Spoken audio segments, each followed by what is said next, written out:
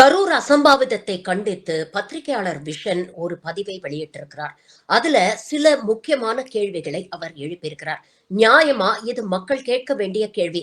அந்த கேள்விகளுக்கு விஜய் தரப்பிலிருந்து பதில் வருமா அப்படிங்கறத பொறுத்திருந்து பார்ப்போம்.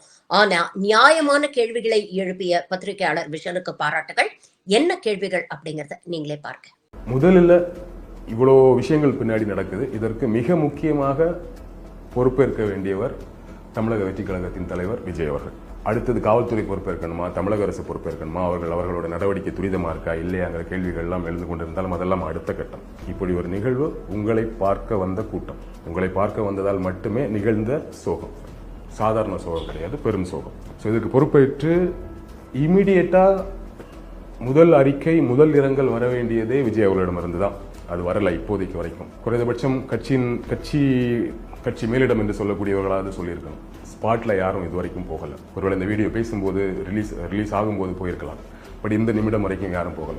அந்த பிரச்சாரம் பண்ணக்கூடிய இடத்துல நீங்கள் செந்தில் பாலாஜி அவர்களை தான் அதிகமாக விமர்சிச்சீங்க. முதல் ஆளாக அவர் தான் மருத்துவமனைக்கு போயிருக்கிறாரு.